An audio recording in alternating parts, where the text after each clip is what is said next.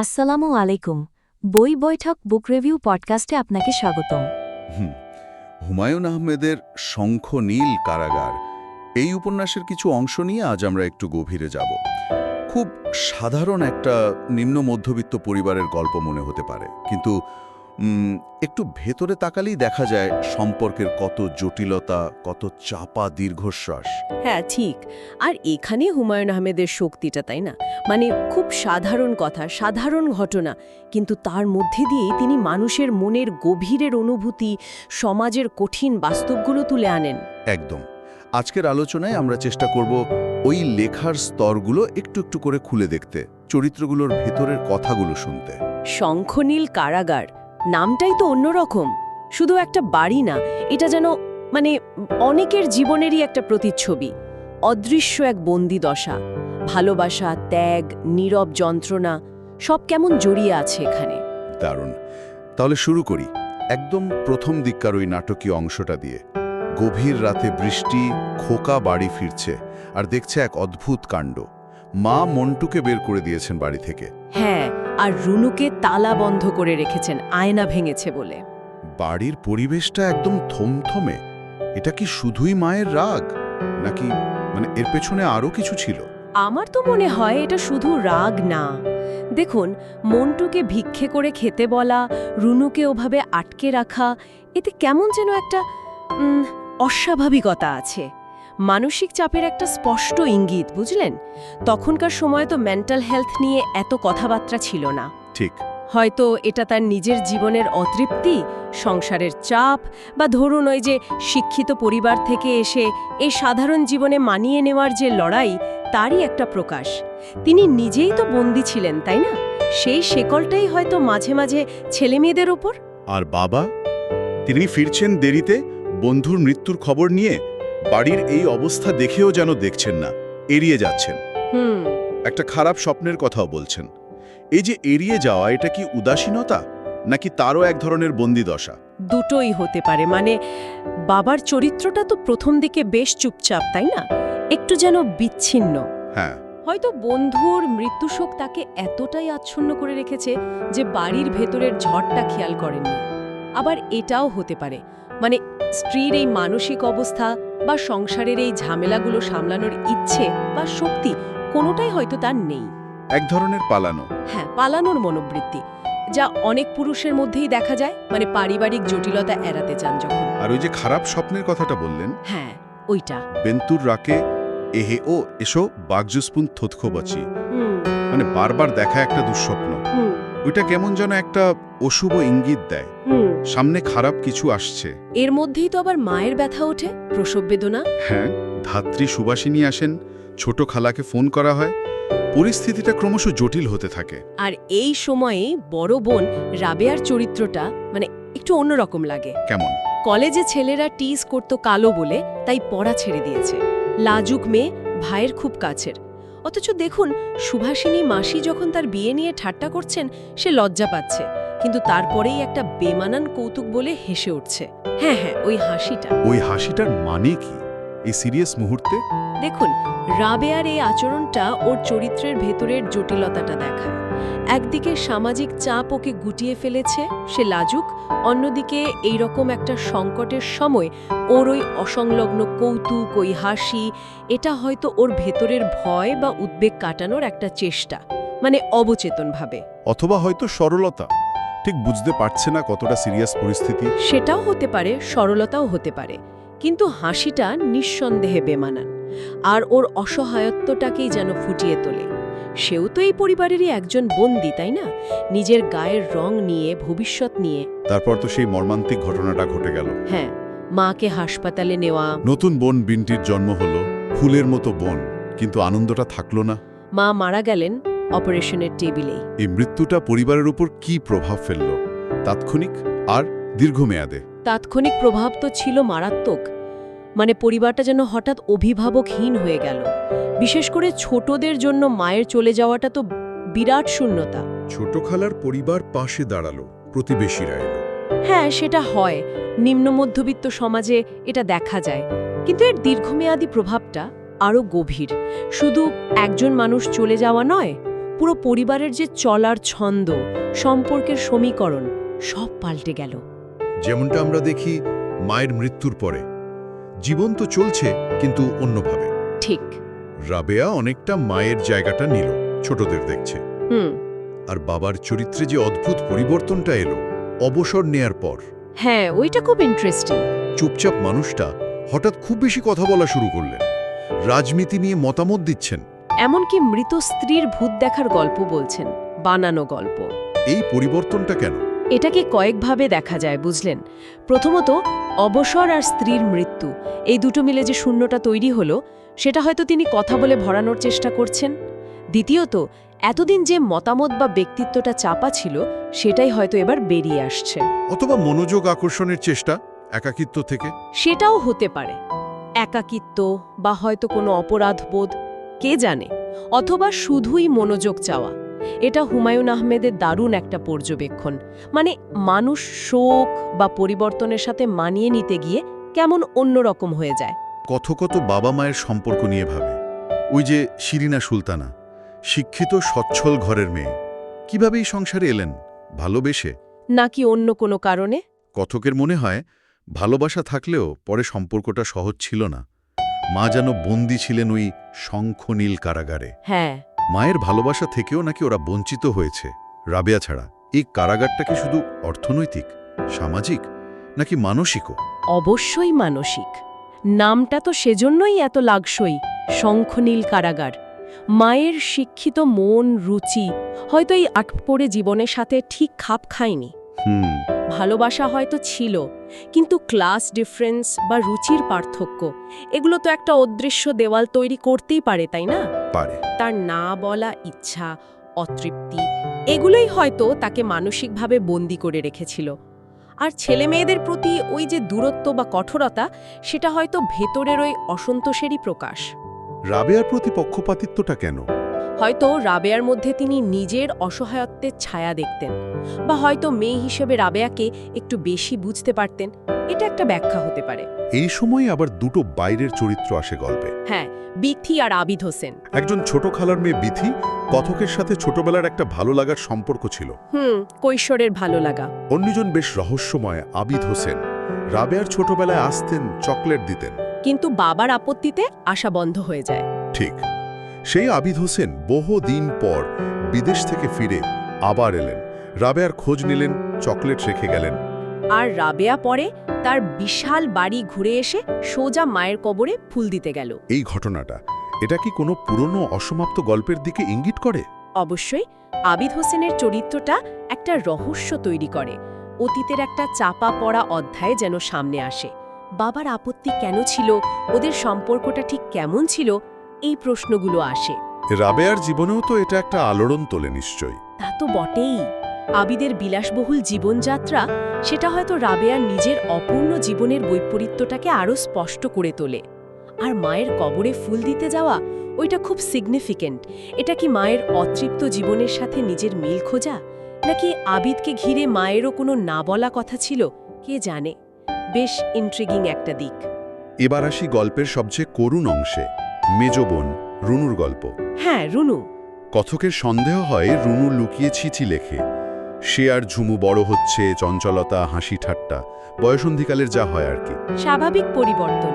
কিন্তু যেই মনসুরের সাথে বিয়ের প্রস্তাব এলো, রুনু কেমন যেন নিভে যেতে শুরু করল, চুপচাপ, বিষণ্ণ। এই পরিবর্তনটা কি বাড়ির লোক খেয়াল করে? তো দেয় না। বাবা তো সম্বন্ধ পেয়ে প্রায় লাফিয়ে উঠলেন, বিয়ের আয়োজনে সব চাপা পড়ে গেল। এটাই ট্র্যাজেডি। হয়তো সামাজিক দায়িত্ব বা একটা ভালো সম্বন্ধ হাতছাড়া না করার চিন্তা, এসবের ভিড়ে রুনুর ভেতরের কষ্টটা কেউ দেখলই না। Communication gap. একে অপরের অনুভূতি বোঝার অক্ষমতা। ঠিক। আর তারপর তো সেই বিস্ফোরণটা ঘটল বিয়ের ঠিক আগে। মনসুরের সেই চিঠি খুঁজে পাওয়া। হ্যাঁ, সবুজ নামের কাউকে লেখা রুনুর একটা পুরনো চিঠি, আর সেটা দেখেই মনসুর বিয়ে ভেঙে দিল। শুধু ভাঙল না, পরিস্থিতি সামার দিতে ঝুমুকে বিয়ের প্রস্তাব দিল। কি সাংঘাতিক একটা চিঠি, হয়তো কৈশোরের আবেদ, সেটাই রুনুর জীবনটা ঠিক করে দিল। এটা সমাজের ভণ্ডামি আর পরিস্থিতির চাপে একজন মানুষের অসহায়ত্বের চরম উদাহরণ, তাই না? অবশ্যই। চিঠিটা হয়তো রুনুর দিক থেকে তেমন কিছুই ছিল না, কিন্তু আমাদের সমাজে একজন মেয়ের অতীত সম্পর্ক বা তার আবেগ প্রকাশ এটাকে কিভাবে দেখা হয়, মনসুরের আচরণ তো তারই প্রমাণ। আর ঝুমুকে বিয়ে করতে চাওয়াটা যেন আরও নিষ্ঠুর। একজন না হলে আরেকজন, ব্যক্তির চেয়ে সম্মান বড়। রুনুর অনুভূতি, তার জীবন সব তুচ্ছ হয়ে গেল। ওই যে রেস্টুরেন্টে বসে কথক খবরটা রুনুকে দিচ্ছে, দৃশ্যটা ভাবলেই কষ্ট হয়। অসম্ভব বেদনাদায়ক। রুনু স্বাভাবিক থাকার চেষ্টা করছে, ঝাল লাগার ভান করে কাঁদছে। ভাইকে বলছে, দাদা তবে খারাপ মনে করনি, থোড়ো খারাপ থাকলো, আগে সবেবে কিন্তু হেলতারা হাল, মানে একদম মন খারাপ করো না, তুমি মন খারাপ করলে আমি কেঁদে ফেলবো। কি অসহায়, কি আত্মত্যাগ! সে নিজের অপমান, কষ্ট সব লুকিয়ে ফেলছে শুধু অন্যদের স্বস্তি দেওয়ার জন্য। সে যেন নিজেই বলছে, আমি ঠিক আছি। হ্যাঁ, এটাই তার কারাগার। নিজের অনুভূতি জানানোর উপায় নেই, শুধু অন্যকে খুশি রাখতে নিজেকে শেষ করে দেওয়া। শেষ পর্যন্ত ঝুমুর সাথেই বিয়েটা হলো। বাড়ি জুড়ে উৎসবের আড়ালে একটা চাপা টেনশন। মন্টু প্রতিবাদ করে বাড়ি ছেড়ে চলে গেল। বাবা আবার চুপচাপ হয়ে গেলেন। আর বিয়ের রাতে, জ্যোৎস্না রাতে, ভাইয়ের সাথে রুনুর শেষ কথাগুলো। ছোটবেলার স্মৃতিচারণ, বারবার ভালো থাকার অভিনয়। ওই দৃশ্যটা, উফ, পুরো উপন্যাসের অন্যতম মর্মস্পর্শী জায়গা। জ্যোৎস্নার আলোয় রুনুর ভেতরের অন্ধকারটা যেন আরো স্পষ্ট হয়ে ওঠে। ভাইয়ের সাথে ওই নিষ্পাপ শৈশবের কথা বলে সে কি ওই সময়ে ফিরে যেতে চায়, যেখানে কোনো জটিলতা ছিল না? হয়তো তাই ওর ওই জোর করে ভালো থাকার অভিনয় পাঠকের বুকে লাগে। দৃশ্যটা বুঝিয়ে দেয় বিয়েটা শুধু ঝুমুর হয়নি, রুনুর জীবনেরও একটা অধ্যায়ের মৃত্যু হয়েছে সেদিন। এরপর তো রুনুর অবস্থা আরও খারাপ হতে থাকে, মানসিক শারীরিক দুটোই। আইএ ফেল করল, পরীক্ষার খাতায় বাবরের ছবি আঁকল। উদাসীন খামখেয়ালি আচরণ, এগুলো কি শুধু অভিমান বা পাগলামি? না না, এটাকে শুধু পাগলামি বা অভিমান বলাটা ঠিক না। এটা তো গভীর মানসিক আঘাতের লক্ষণ হতে পারে, পোস্ট ট্রমাটিক স্ট্রেস যাকে বলে। ঠিক। পরীক্ষার খাতায় ছবি আঁকা, অসংলগ্ন কথা, এগুলো তো ওর ভেতরের জগৎটা ভেঙে যাওয়ারই প্রকাশ। ওর প্রতিবাদ করার বা কষ্ট জানানোর আর কোনো ভাষা ছিল না। কিন্তু পরিবার বা সমাজ তো এগুলোকে অস্বাভাবিক বা পাগলামি বলেই ধরে নেয়, মূল কারণটা খোঁজে না। সেটাই। হাওয়া বদলের জন্য চট্টগ্রামে ঝুমুর বাড়ি পাঠানো হলো। সেখান থেকে ফিরে অসুস্থতা আরও বাড়ল। জ্বর, দুর্বলতা, এক এক ডাক্তার এক এক কথা বলছেন। টাইফয়েড, রক্তশূন্যতা, লিভারের দোষ। এর মধ্যে রাবেয়ার ওই অদ্ভুত অভিজ্ঞতাটা, অশরীরী ছায়া দেখা, মায়ের আত্মা। হুমায়ুন আহমেদ প্রায়ই এমন রহস্যময়তার ছোঁয়া রাখেন। এটা কি আক্ষরিক নাকি প্রতীকী? দুটোই হতে পারে। হয়তো রাবেয়ার নিজের মনের ভয়, বোনকে হারানোর শঙ্কা, অথবা মায়ের অতৃপ্ত আত্মার সাথে রুনুর পরিণতির একটা যোগসূত্র। এটা গল্পের ট্র্যাজিক আবহটা আরও গভীর করে, বুঝলেন, পাঠককে যেন প্রস্তুত করে তোলে রুনুর অবশ্যম্ভাবী পরিণতির জন্য। আর তারপর সেই শেষটা, জ্যোৎস্না রাতে, বাবার কাছে রুনুর শেষ প্রশ্ন, বাবা, আমি কি মরে যাব? মায়ের ছায়া দেখার কথা বলা, অন্য ছেলেকে চিঠি লেখার স্বীকারোক্তি। মৃত্যুর সামনে দাঁড়িয়ে সে যেন প্রথমবার একটু নিজেকে প্রকাশ করতে পারল। তার ভেতরে চাপা কষ্ট, ভয়, হয়তো একটু মুক্তির আশাও, সব বেরিয়ে এলো। মায়ের ছায়া দেখাটা যেন তার জীবনের ট্র্যাজেডির সাথে মায়ের জীবনের ট্র্যাজেডির একটা সংযোগ ঘটায়।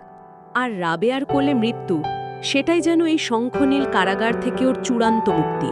করুণ কিন্তু মুক্তি। রুনুর মৃত্যুটা কথকের ওপর মায়ের মৃত্যুর চেয়েও বেশি প্রভাব ফেলেছিল, তাই না? হ্যাঁ, সে লম্বা ছুটি নেয়, একটা শূন্যতা অনুভব করে। রুনু ট্র্যাঙ্ক খুলে ওর জিনিসপত্র নাড়াচাড়া করে, স্মৃতিকাতর হয়ে পড়ে। কেন এই মৃত্যুটা ওর কাছে বেশি ভারী মনে হলো? দেখুন, মায়ের মৃত্যুটা ছিল আকস্মিক, পরিবারের স্তম্ভ ভেঙে পড়ার মতো। সেটা এনেছিল দায়িত্ব আর শূন্যতার বোধ। কিন্তু রুনুর মৃত্যুটা ও তো চোখের সামনে দেখেছে পুরো প্রক্রিয়াটা। রুনুর কষ্ট, তার চুপ হয়ে যাওয়া, বিয়ে ভেঙে যাওয়া, সবকিছু সাক্ষী সে।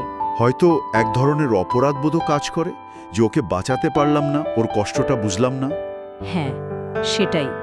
তাই রুনুর মৃত্যুটা ওর কাছে অনেক বেশি ব্যক্তিগত বেদনা আর অসহায়ত্বের অনুভূতি নিয়ে আসে। আর ওই ট্র্যাঙ্কে পাওয়া জিনিসগুলো, কথকের দেওয়া সেই 10 টাকার নোটটা যেটা রুনু খরচ করেনি। জীবদ্দশায় যে মেয়েটা ছিলে চুপচাপ, যে নিজের কথা বলতো না, ডায়েরির পাতায় পাতায় দেখি তার কি তীক্ষ্ণ পর্যবেক্ষণ, কি সংবেদনশীল মন, পরিবারের প্রত্যেককে নিয়ে তার ভাবনা, রাবেয়ার জন্য মমতা, বিথির গোপন কথা জেনে অবাক হওয়া, বাবার জন্য করুণা, মন্টুর আচরণে ভয়, বিন্টির জন্য স্নেহ, সব আছে। ডায়েরির কিছু লাইন তো অসাধারণ। রাবেয়াকে নিয়ে লেখা, আজ রাবেয়া আপা আমাকে বকেছে, বিকেলে আমাকে ডেকে এমন সব গল্প বলতে লাগলো যে হেসে বাঁচি না। বাহ, বিথির কথা। বিথি আপা আমাকে এমন এমন কথা বলেছে যে আমি অবাক। আপা আল্লাহর কসম দিয়ে দিয়েছে।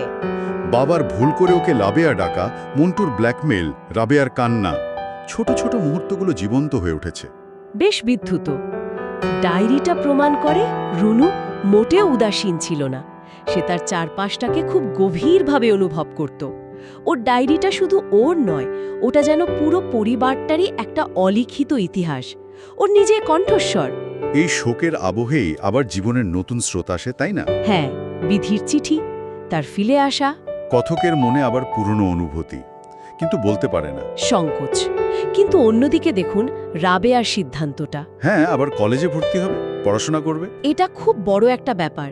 যে মেয়েটা এতদিন শুধু পরিবারকেই আঁকড়েছিল, গুটিয়েছিল, সে এবার নিজের কথা ভাবছে, নিজের পায়ে দাঁড়ানোর চেষ্টা। এটা ওর আত্ম আবিষ্কার, ওই কারাগার থেকে বেরিয়ে আসার একটা সাহসী পদক্ষেপ, আশার আলো।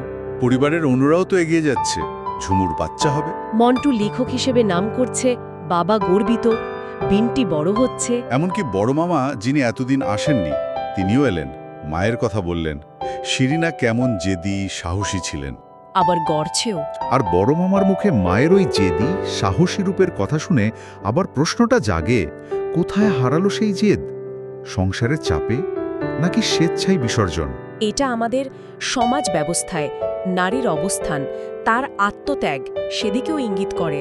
অবশ্যই, সব মিলিয়ে শঙ্খনীল কারাগারের এই অংশগুলো এক নিম্ন মধ্যবিত্ত পরিবারের আয়নায় যেন আমাদের সবার জীবনেরই ছবি দেখায়। ভালোবাসা, ত্যাগ, না বলা কথা, সামাজিক চাপ, ব্যক্তিগত লড়াই, সবকিছুর এক মর্মস্পর্শী আখ্যান। হুমায়ুন আহমেদের জাদু তো এটাই, তিনি কোনো কঠিন তত্ত্ব বলেন না, কিন্তু তার চরিত্র আর ঘটনার মধ্য দিয়ে জীবনের গভীরতম সত্যগুলো বেরিয়ে আসে।